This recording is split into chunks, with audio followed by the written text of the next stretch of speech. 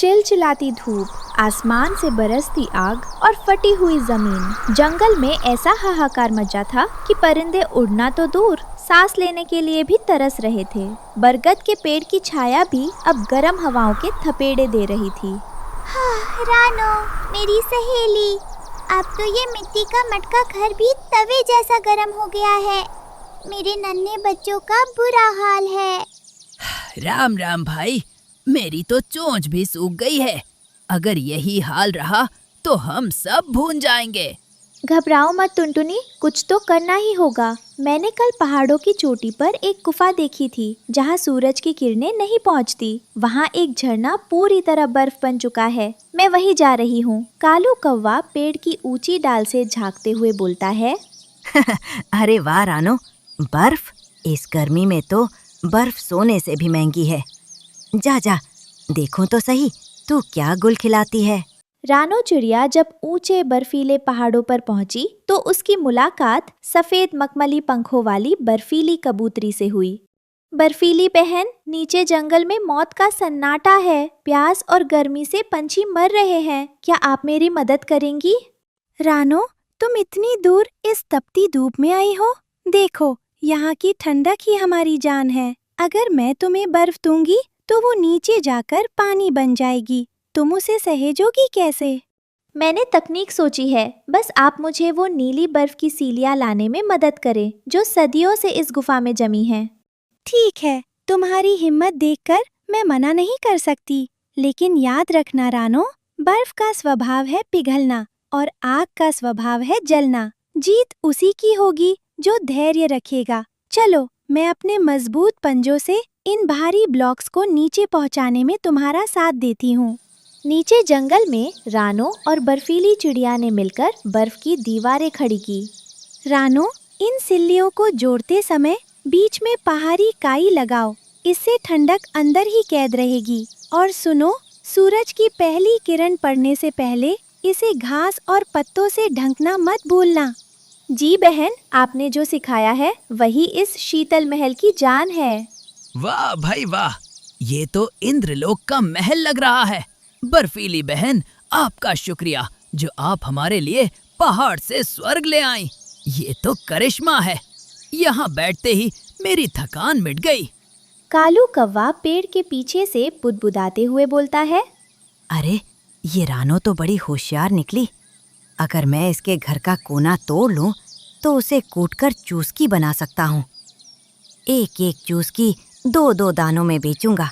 खूब कमाई होगी। दोपहर के समय जब सूरज आग उगलने लगा तो बर्फ से पानी की बूंदें गिरने लगीं। रानो, देखो, तुम्हारा सुंदर घर तो रो रहा है। ये तो पिघल रहा है।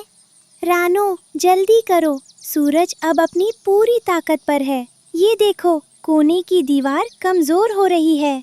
फिक्र मत करो, मुझे पता था ऐसा होगा। मैंने अपनी पुरानी तकनीक घास का एसी याद रखी है। टुनटुनी, जल्दी आओ, हम इन चौड़े हरे पत्तों और गीली मिट्टी से इसकी बाहरी दीवार को ढक देंगे। बर्फीली बहन, आप ऊपर से ठंडी हवा फूको। मैं इन पत्तों को रस्सियों से बांधती हूँ। तभी कालू कौवा बीच में आकर बोला। अरे रानो, इतनी मेहनत क्यों? थोड़ा बर्फ मुझे भी दे दो।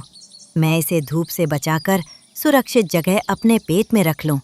कालू भाई, ये सबके लिए बनाया गया शांति केंद्र है। अगर तुम बर्फ तोड़ोगे तो ढांचा कमजोर हो जाएगा। अंदर आकर आराम करो, पर इसे नुकसान मत पहुंचाओ। कालू, तुम्हारी आंखों में लालच चमक रहा है। ये बर्फ किसी की जागीर नहीं, सबकी रक्षा के लिए है। अगर एक भी ईंट हिली तो ये महल ढह जाएगा। कालू डर कर पीछे तो हट, पर रात होते ही वो फिर वापस आया।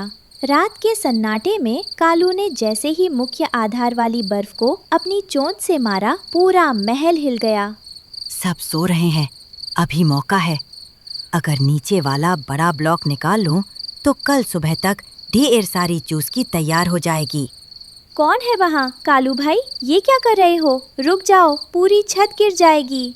अरे हट, मुझे अपना हिस्सा चाहिए। मैं इस बर्फ को बेचकर अमीर बनूंगा। तभी आसमान से आग का एक गोला सूखी बिजली पास के पेड़ पर गिरा। देखते ही देखते लपटें टुनटुनी के घोंसले की तरफ बढ़ने लगीं। बचाओ बचाओ, आग लग गई है। बचाओ, मेरे अंडों तक आग पहुंच जाएगी। रानो, कुछ करो। रानो ने देखा कि उसका बर्फ का घर तेजी से पिघल रहा है क्योंकि आग की तपिश बढ़ गई थी। उसने एक बड़ा फैसला लिया। रानो, अब सोचने का समय नहीं है। बर्फ को बचाओगी तो दोस्त मर जाएंगे। हमें इस शीतल महल की बलि देनी होगी। हाँ बहन, कालू अपना लालच छोड़ो, सब यहाँ आओ। कालू, मदद करो, हमें इस बर्फ के घर की ढलान को आग की तरफ मोड़ना होगा। हमें इस पिघलते पानी का रुख आग की तरफ करना होगा। पागल हो गई हो क्या? मेरी चुस्की का क्या होगा? चुस्की छोड़ो कालू, अगर जंगल जल गया तो हम भी नहीं बचेंगे। सब मिलकर बर्फ को धक्का दो। चुप रहो मूर्ख कौवे। अगर आज ये पानी में ही बहा तो कल तुम चुस्की बेचने के लिए जिंदा नहीं बचोगे। धक्का दो।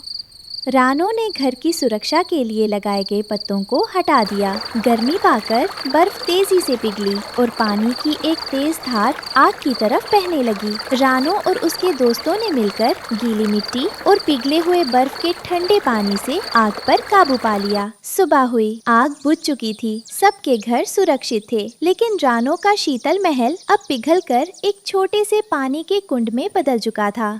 दुखी मत हो रानो, तुम्हारा महल पिघल गया, लेकिन तुमने वो कर दिखाया जो कोई महल नहीं कर सकता था। तुमने जान बचाई है। रानो, बर्फीली बहन, मुझे माफ कर दो। मैं अपनी लालच में ये भूल गया था कि ये घर सबके लिए था। अगर तुम पानी से आग नहीं बुझाती तो मेरा घोंसला भी राख हो जाता। मेरा लालच इस ठंडी बर्फ से भी ज्यादा कठोर था। आज समझ आया कि असली ठंडक मन की शांति और दूसरों की मदद में है।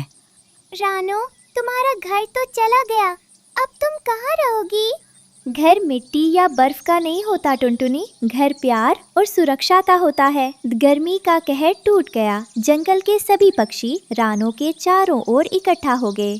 भले ही बर्फ का घर पिघल गया, पर रानो हमारी सबसे कूल आर्किटेक्ट है, जिसने अपने घर की बलि देकर हमारे बच्चों की जान बचाई। बर्फीली चिड़िया ने उड़ान भरने से पहले कहा। रानो, मैं अब वापस पहाड़ों पर जा रही हूँ, लेकिन जब भी जंगल को तुम्हारी जरूरत होगी, तुम्हारी ये हिम्मत और बुद्धिमानी ही तुम्हारा असली शीतल महल बनेगी। इस कहानी से हमें सीख मिलती है कि कठिन समय में रिसोर्सेज बचाने से ज्यादा जरूरी संबंध और जीवन बचाना होता है। जब निस्वार्थ भाव और तकनीक का मेल होता है तो प्रकृति भी साथ देती है।